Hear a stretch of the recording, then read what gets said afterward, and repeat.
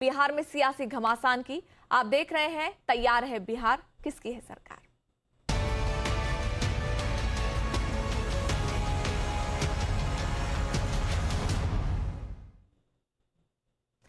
तो देखिए, बिहार विधानसभा चुनाव के पहले चरण की चुनावी प्रक्रिया आज से शुरू हो गई है। इसी बीच राष्ट्रीय जनतांत्रिक गठबंधन में सीटों के बंटवारों को लेकर चल रही बातचीत अब निर्णायक मोड़ पर पहुंच गई है। भाजपा के वरिष्ठ नेता और कांग्रेस मंत्री नित्यानंद राय ने चिराग पासवान से मुलाकात की। उधर देखिए, महागठबंधन के सहयोगी दलों राष्ट्रीय जनता दल और कांग्रेस वामपंथी दल के साथ वीआईपी के बीच सीटों के बंटवारे को लेकर गतिरोध को समाप्त करने की कोशिश की जा रही है।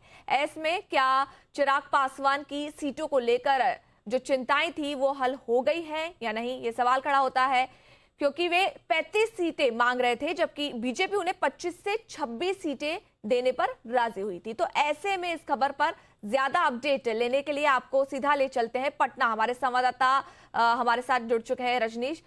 चुनाव से पहले, चुनाव को देखिए, पहले चरण की चुनावी प्रक्रिया आज से शुरू हो गई है, लेकिन सीट बंटवारे पर अंतिम फैसला नहीं हो सका है, चाहे एनडीए हो या फिर गठबंधन। क्या कुछ जानकारी मिल पा रही है इससे जुड़ी? देखिए, एनडीए हो या फिर महागठबंधन, आज पहले चरण की नामांकन प्रक्रिया शुरू हो गई है और पहले चरण में 121 सीटों पर जो चुनाव है उसकी प्रक्रिया को लेकर प्रशासनिक तैयारी और इस बीच आज से नामांकन शुरू। लेकिन दोनों खेमे में अभी भी अंतिम तस्वीर सामने नहीं आई है कि किस तरीके से सीटों का बंटवारा आंकड़ा क्या है। इसके अलावा कौन सी सीट से कौन कहां से चुनाव लड़ेंगे ये भी स्पष्ट नहीं है। और एक जो गतिरोध था, खासतौर पे अगर एनडीए की बात करें तो चिराग पासवान का रुख जो है वो थोड़ा सख्त था सीटों को लेकर, और साथ ही साथ संख्या के अलावा कौन से सीट मिलने चाहिए इसको लेकर भी 2-4 सीटें ऐसी थी जिस पर गतिरोध था। लेकिन 2-3 दिनों से जो कोशिश चल रही थी वो आज बात बनती हुई नजर आई और केंद्रीय गृह राज्य मंत्री नित्यानंद राय, इसके अलावा धर्मेंद्र प्रधान चिराग पासवान से भी आज भी मिले और इसके अलावा 1.5 घंटे से ज़्यादा की जो बैठक हुई है तो उसमें अंदर खाने लगभग तस्वीर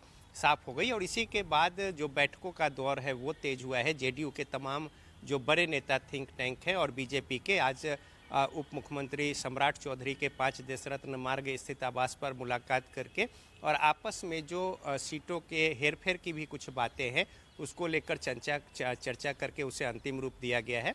और इसके अलावा आज बीजेपी उपेंद्र कुशवाहा, जिनका राष्ट्रीय लोक मोर्चा पार्टी है, उनके साथ भी बातचीत करके बातों को अंतिम रूप दिया गया है। और जीतन राम मांझी के साथ जो पार्टी है वो आज रात तक ये मसला पूरा होगा। तो बहुत संभव है कि कल एनडीए के खाने में जिस तरीके से सीटों का मसला है वो लगभग साफ होगा और इसकी घोषणा होने की उम्मीद है परसों पार्लियामेंट। हम देखें तो जो बैठकें हैं वो निर्णायक मोड़ पर स्थिति है। जो बैठकें हैं वो एक तरीके से पूरी निर्णायक मोड़ पर है। फैसला जो है वो बेहद जल्द सामने आ सकता है। लेकिन अब जरा बात कर लेते हैं प्रशांत किशोर की। क्या प्रशांत किशोर को हल्के में लेना एनडीए हो या फिर महागठबंधन हो, उनकी ये सियासी भूल हो सकती है? क्योंकि जिस तरह से प्रशांत किशोर जो हैं वो अपने दावेदारी ठोक रहे हैं, उसमें क्या इन दोनों पार्टियों के तरफ से क्या कोई बड़ी भूल हो सकती है, हम ये कह सकते हैं?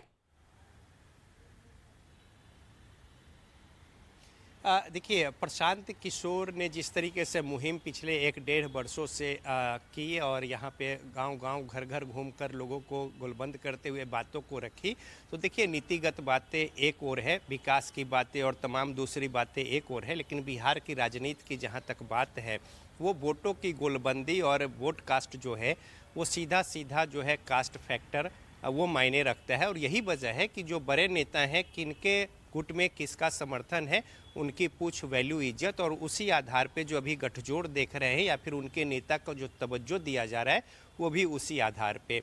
तो जाहिर तौर पे इसका उस तरीके से प्रभाव तो नहीं होगा जिस बात को लेकर वो घूम कर लोगों के बीच जागरूकता लाए, लेकिन इतना ज़रूर होगा कि जो निर्दलीय जो उम्मीदवार है प्रभावी, वो जो फैक्टर अपना प्रभाव डालते हैं, तो इस बार प्रशांत किशोर की पार्टी के खाते में अच्छे उम्मीदवार और साथ ही साथ जो प्रभावी उम्मीदवार और दूसरे पार्टी में जो तवज्जो नहीं मिला, जो एक अपना प्रभाव रखते हैं, वैसे उम्मीदवारी जनसुराज की ओर से दी जा रही है।